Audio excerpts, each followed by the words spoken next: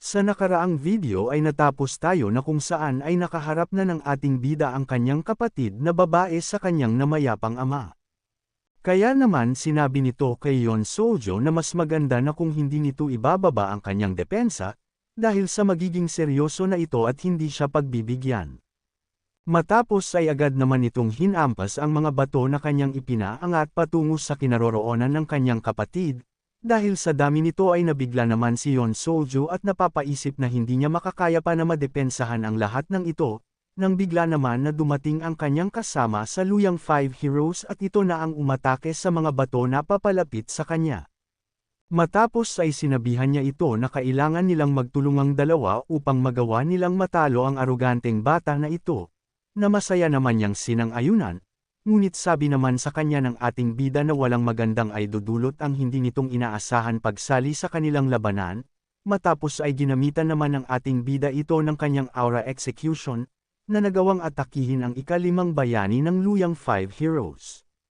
Sa isip nito habang pinagmamasdan ang pag-atake sa kanya ng ating bida ay napapatanong siya na kung ano naman itong nakakatakot na pressure na kanyang nararamdaman. At sa pakiramdam nito sa natanggap niyang pressure mula sa ating bida, ay para siyang tinanggalan ng kanyang ulo.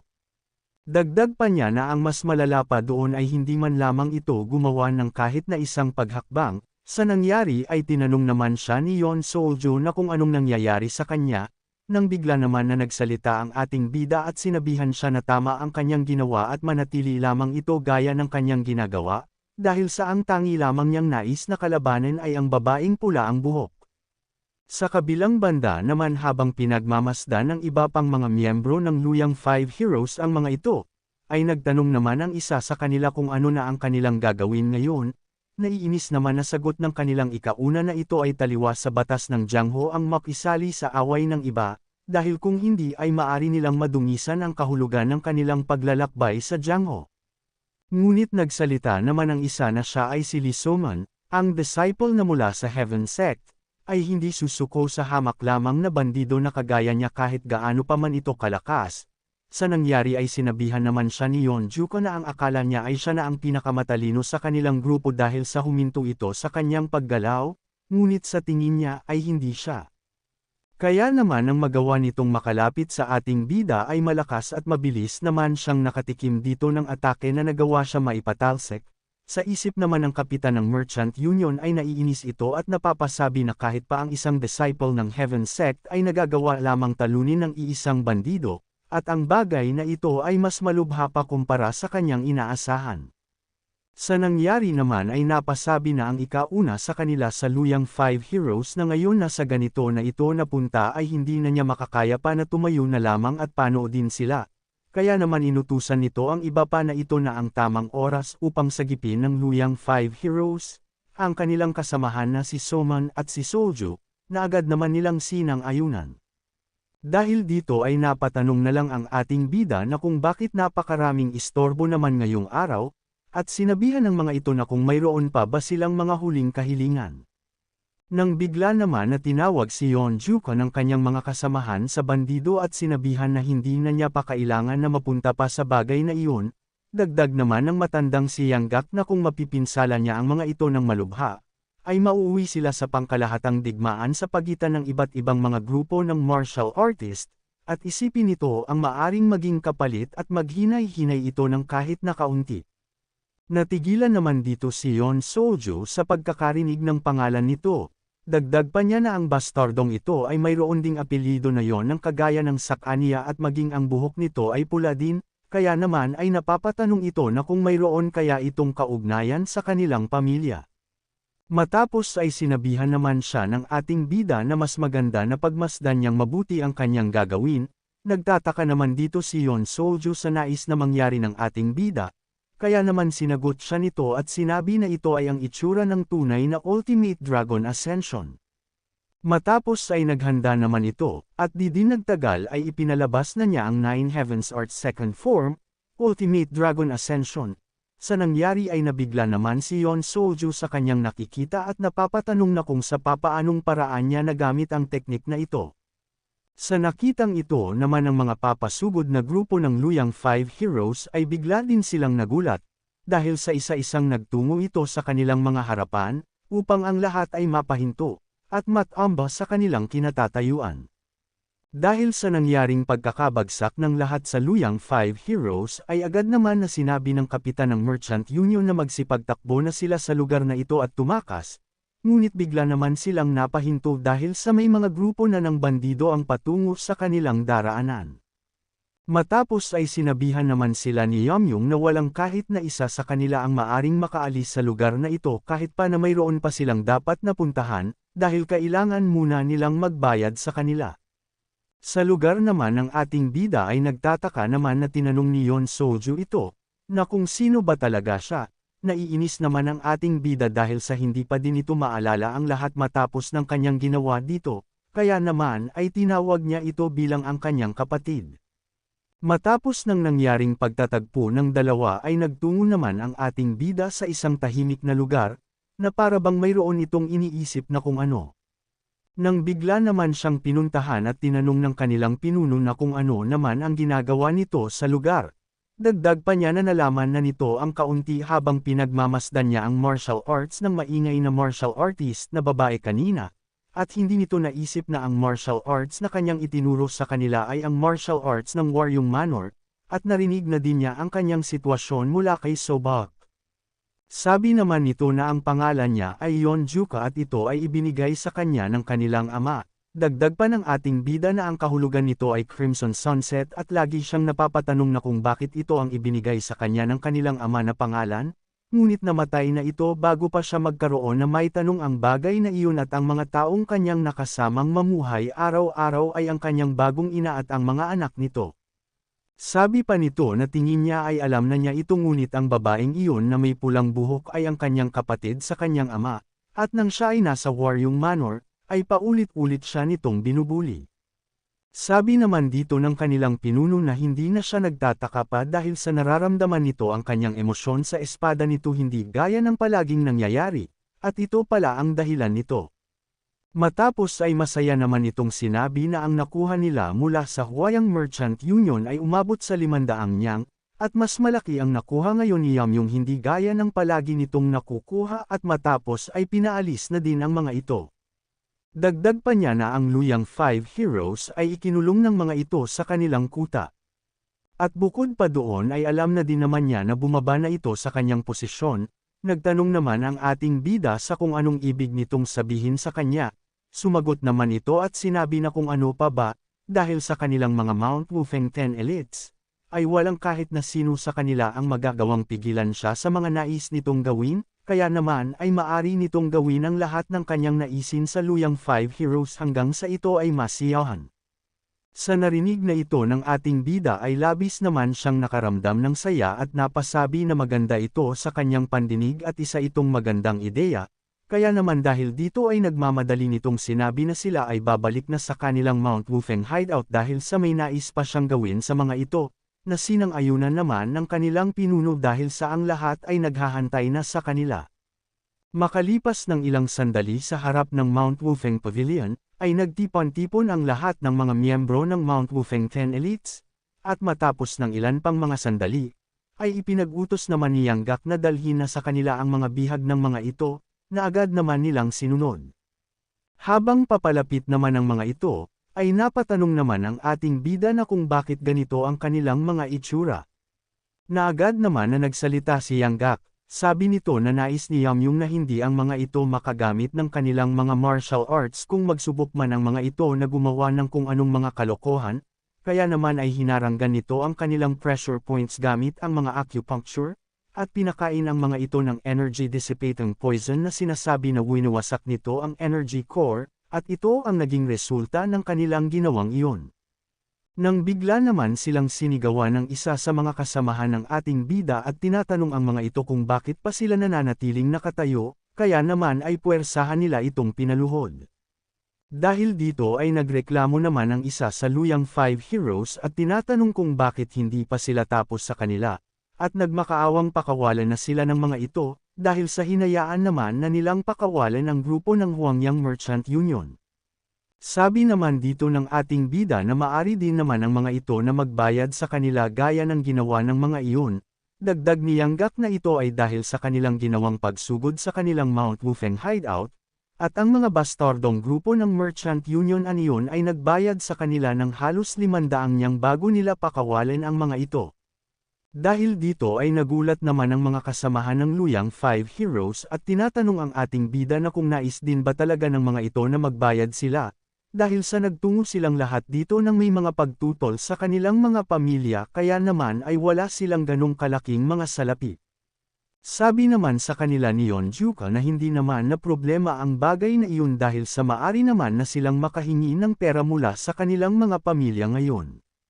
Sa isip naman ng isa na mukhang ginagamit nito sila upang pang-blackmail sa kanilang mga pamilya, pinili nilang maglakbay sa buong Jiangho kahit kapalit pa nito ay ang pagtakas sa kanilang mga pamilya, at kapag ang patungkol dito ay malaman ng lahat na nagawa lamang silang mabihag at hingian ng kabayaran kapalit ng kanilang kalayaan, ay ang kanilang paglalakbay sa Jiangho ay dito na magtatapos.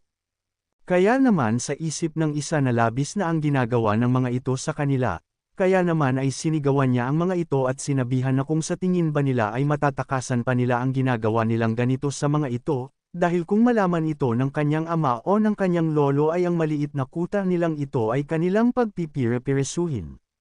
Sa sinabi niyang ito ay tinanong siya ng ikalawang kapatid sa bandido ng ating bida na kung inaakala ba nito na magtatagal sila sa lugar na ito kung sakaling ang isa sa top 10 martial masters ang magtutungo sa lugar na ito.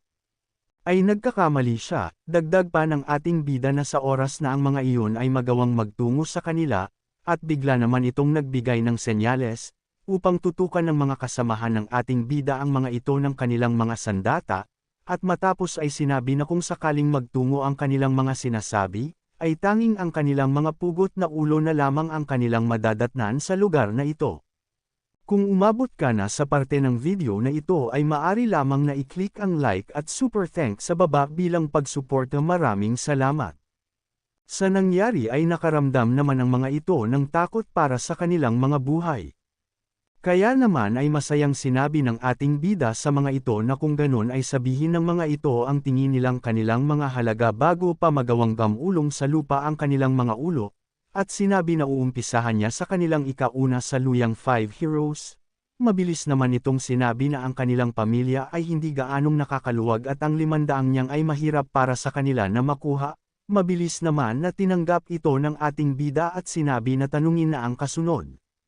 Sa nangyari ay nagulat naman ito dahil sa hindi na nito patinaasan ang kanyang sinabing halaga, kaya naman ay sinabi ng isa na sa tingin niya ay ang buhay niya ay nagkakahalaga lamang ng 300 niyang, na mabilis din na tinanggap ni Yonjuka at sinabi na ang kasunod naman ang kanilang tanungin. Sabi ng isa na kung ganun ang kaso ay sa tingin niya ay nasa 200 niyang lamang siya, nang bigla naman na sumingit ang isa at sinabi na kung maari din ba siyang magbayad ng 200 niyang dahil sa malaki pa ang kanilang binabayaran para sa kanyang kapatid na may sakit.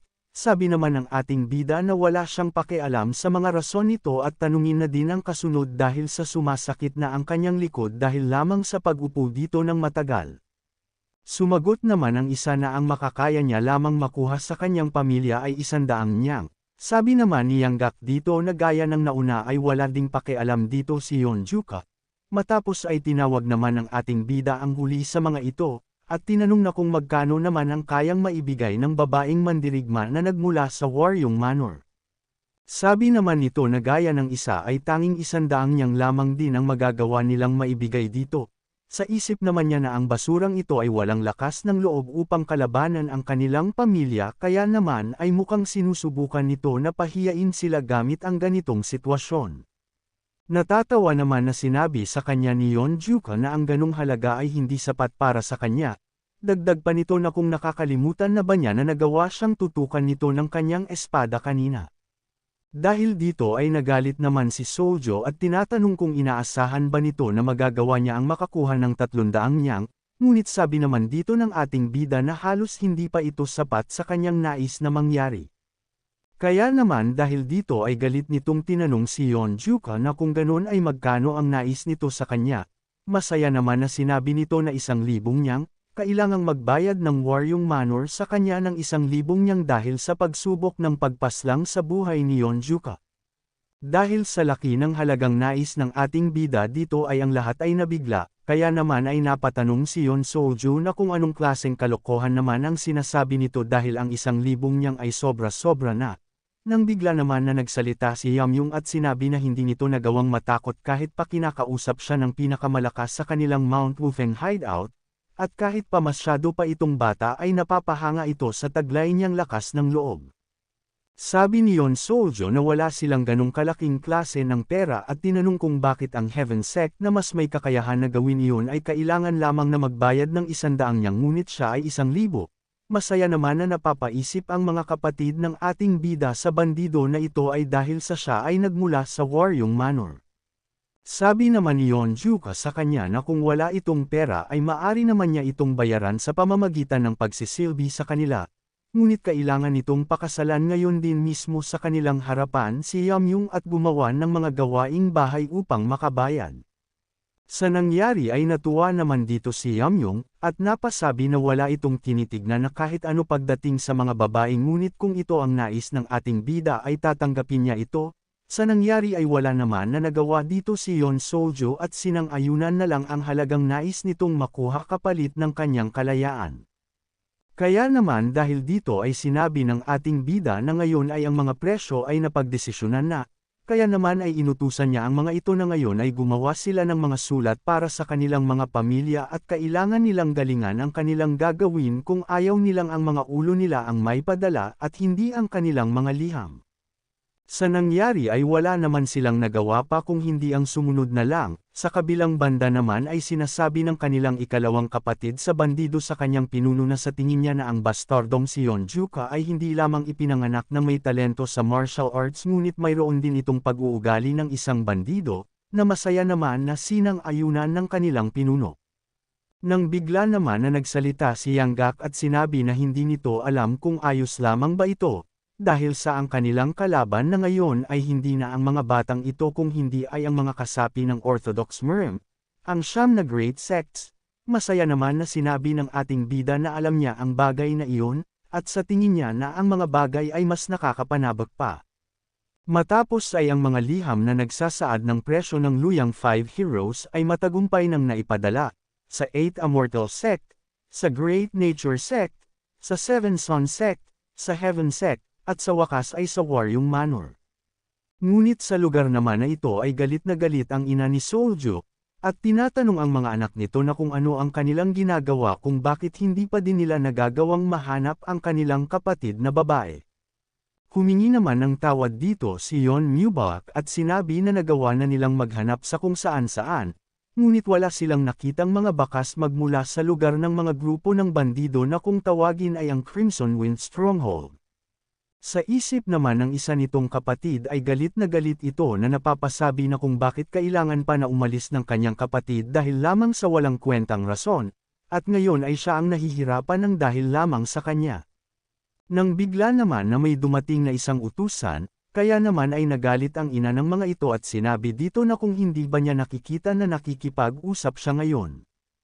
Nanginginig naman itong humihingi ng paumanhin sa kanya at sinabi na dahil sa mayroong kung sino ang nagbigay ng liham dito at sinasabi na kailangan niyang maibigay ito sa kanya ng kaagad, kaya naman ang kinuha niya ang liham dito ay sinabihan niya na kung hindi ganun ka-importante ang nilalaman nito ay buhay niya ang magiging kapalit.